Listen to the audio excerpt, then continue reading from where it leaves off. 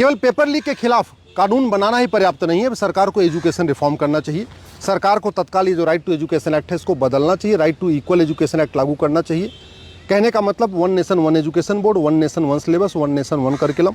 पूरे देश में ये जो प्राइवेट किताब माफिया अपनी किताब बेच रहे हैं, 50 रुपये वाली किताब 1000 की बेच रहे हैं, इनकी दुकान बंद करना चाहिए और पूरे देश में एनसीईआरटी किताब मैंडेटरी करना चाहिए। ये जो दुनिया भर के 32 तरीके के एजुकेशन बोर्ड बने हैं, सीबीएसई बोर्ड, आईसीएसई बोर्ड और दुनिया भर के बोर्ड बने हैं, इनको मर्ज करके one nation one education board बनाना चाहिए। वन नेशन वन सिलेबस करना चाहिए। भाई physics, chemistry, math, zoology, botany जितने भी मेन सब्जेक्ट हैं सबका सिलेबस पूरे देश का एक हो सकता है।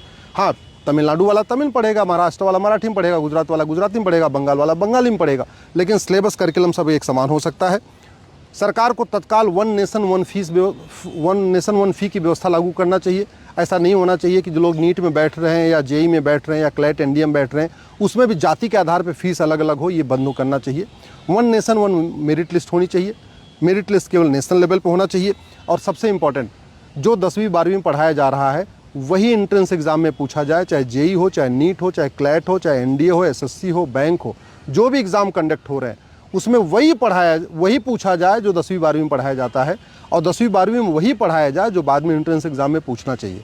अभी हो क्या रहा है, पढ़ाया कुछ अलग जा रहा है, पूछा कुछ अलग जाता है एंट्रेंस एग्जाम में, और इसीलिए पूरे देश में कोचिंग का कारोबार फल फूल रहा है। तो सरकार वास्तव में अगर इस पूरे सिस्टम को ठीक करना चाहती है, पेपर लीक रोकना चाहती है, टेंशन रोकना चाहती है, लोगों को इक्वल अपॉर्चुनिटी देना चाहती है, गरीबों का कल्याण करना चाहती है, तो सरकार को सबसे पहले ट्यूशन और कोचिंग सेंटर चल रहे हैं इन पे ताला जड़ देना चाहिए। इसको सीरियस क्राइम बना देना चाहिए। सब अपने स्कूल में पढ़ेंगे, सिलेबस एक कर देना चाहिए, करिकुलम एक कर देना चाहिए।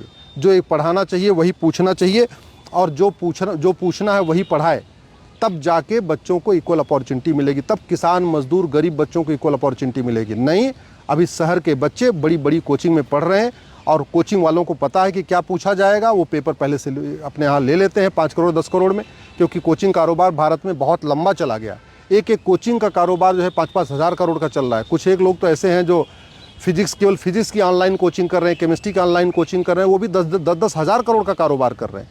जब इतना बड़ा हमने इसको सिस्टम बना दिया, पूरी शिक्षा को हमने अपने बिजनेस बना दिया है, तो ऐसे में लोगों की इक्वल अपॉर्चुनिटी नहीं मिलेगी। इक्वल अपॉर्चुनिटी तभी मिलेगी जब one nation one education board हो, वन नेशन वन सिलेबस हो, वन नेशन वन करिकुलम हो, one nation one entrance exam हो, और जो भी एग्ज़ाम होते हैं इनको कम से कम साल भर में 2 बार किया जाए। मान लीजिए आप जून में कर रहे हैं, जून में बच्चे का स्वास्थ्य खराब हो गया, नहीं कर पाया पेपर, तो दिसंबर में फिर कर देना चाहिए। और जितने भी एंट्रेंस एग्ज़ाम हैं, चाहे वो नीट है, चाहे जेई है, चाहे क्लैट है, चाहे एनडीए है, चाहे बैंक है, चाहे एसएससी, हर एग्ज़ाम का 2 पेपर होना चाहिए। एक पेपर करने से पेपर आउट होने के चांस ज़्यादा होते हैं। जब हर एग्ज़ाम का 2-2 पेपर हो जाएगा फिर पेपर आउट के चांसेस कम हो जाएंगे। उदाहरण के लिए नीट का भी एक पेपर होता है, उसी एक ही पेपर में physics, chemistry, math, zoology, botany पूछा जाता है। तो अगर एक पेपर लीक हो गया, किसी ने एक पेपर लीक करा लिया, उसका पूरा काम हो गया।